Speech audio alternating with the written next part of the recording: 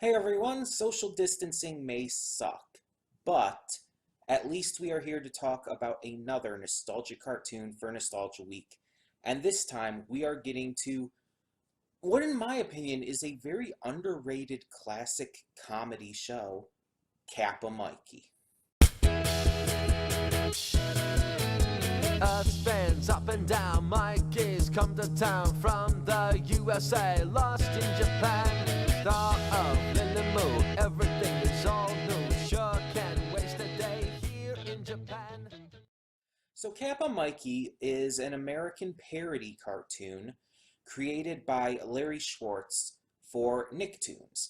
It ran from 2006 to 2008 for 2 seasons, and like I said, was very underrated in my opinion for its time.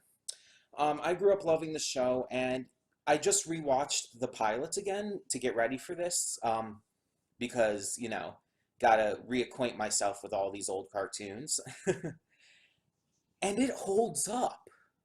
Like, this was the one I was doing this week that I was so unsure if it would actually hold up or not. It holds up. It is still really legitimately funny. Um, so the series is about a young, aspiring actor named Mikey Simon. He's just out of high school. He's trying to make a name for himself in acting, but he's terrible. Meanwhile, in Tokyo, Japan, there is a famous show called LilyMu. It is a tokusatsu show, which is also known as a live-action drama. Japan is pretty famous for these, with such stuff as Super Sentai. Um, but they are looking to kind of reinvent the show because things aren't going well. Things are just not going as well as they should be. And so they're looking to reinvent the show, and the idea they come up with is to bring in a new cast member. They run a contest in order to do so, and Mikey just happens to win. So when he gets there, he becomes the newest cast member of LilyMu and has to try and acquaint himself to living in Japan while getting to know his fellow castmates and new friends. One of the biggest positives to the series is definitely its comedy. Because unlike some shows, unlike some comedy cartoons, whether on Nicktoons or Cartoon Network or whatever, the comedy here is very random. And some people will complain about that kind of thing, will complain about random humor, like the "lol, I'm so random" kind of jokes that you'll see in cartoons and stuff. But when it's done right, and this show does it right because it's basically a parody of anime in a way. It was created as a parody of anime, as a way to kind of joke about how a lot of people view Japanese culture and anime as being something so out of their depth, so completely confusing and new and, well, in some ways random, that it's hard for them to understand. And that's what a lot of the humor in the show runs on. The difficulty of understanding a new culture. Everything they show in this fictionalized, more or less, version of Tokyo is so over the top. It's silly. It's ridiculous. And yes, to a point, there is a lot of stereotypical jokes thrown in. But it's done in a way where meant it's not meant to be insulting and isn't. It doesn't come across that way. It comes across more along the lines of, a parody. Um, and the characters really help move that comedy along. Mikey, who is voiced by Michael Sinter-Nicholas, who has made a name for himself in the anime industry, um, he's kind of ignorant of everything and even a little arrogant. He gets very egotistical at points and very into his newfound fame and popularity, especially in the pilot. And in the end, he just wants to be a actor. He just wants to have fun and do what he loves. Um, he seems more like a three-dimensional character than he should for the main character of a parody cartoon. Um, but of course they don't go too into depth with it because it is a parody cartoon. Then you have Gonard, who when I was growing up was never my favorite character, but I did enjoy him. And I found out something rewatching the pilot that I never just it never occurred to me. Gonard's voice actor is Sean Schemmel, best known as the English dub voice actor for Goku from Dragon Ball Z.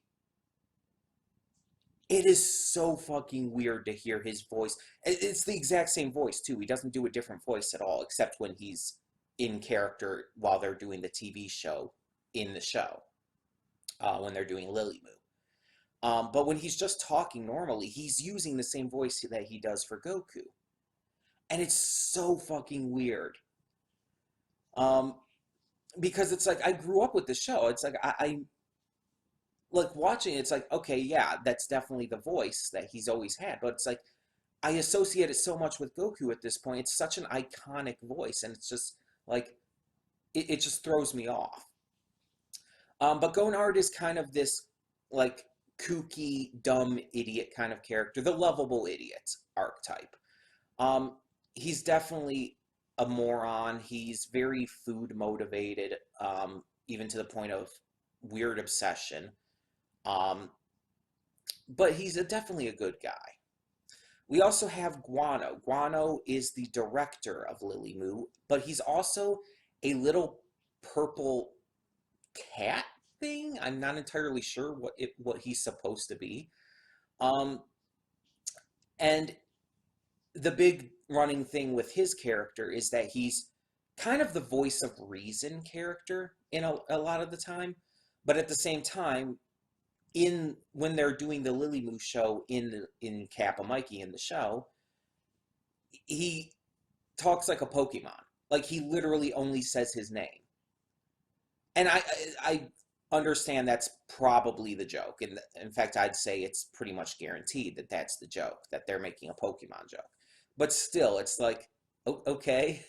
It's just that complete difference when it's like, okay, he's the voice of reason character, yet his character in the show that they're making is so ridiculously one note.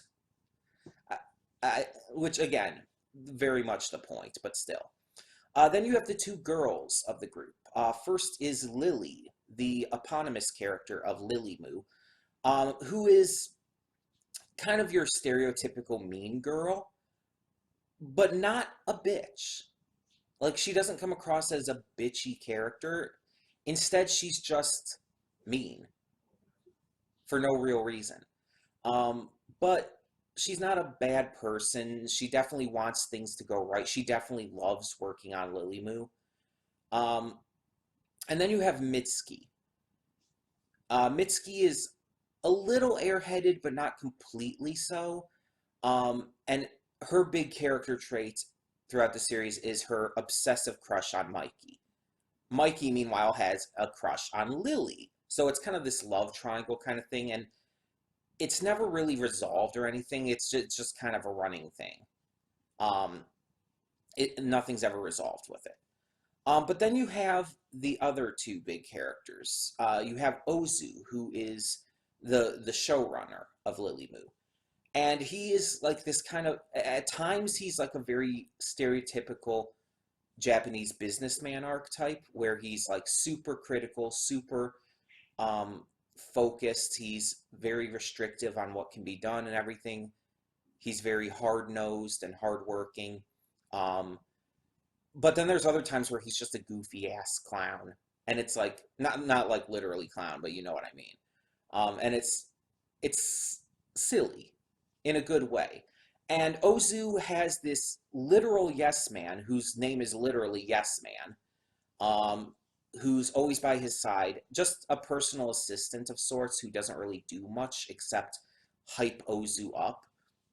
That's pretty much his role in the series. He's obnoxiously hyping Ozu up and constantly just trying to act like Ozu is like God's gift to Earth. Um, and Yes Man is done in such an over-the-top way that he doesn't come across as too annoying. It's actually really funny, especially because everyone gets annoyed by him, especially Ozu. Um, but either way, yeah, the show ran for 2 seasons that I mentioned, from 2006 to 2008. And I think I had, within that time, like one or two holiday specials as well. Um, I don't know if the show was canceled or anything. Let me see if I can find that here. Da, da, da, da, da.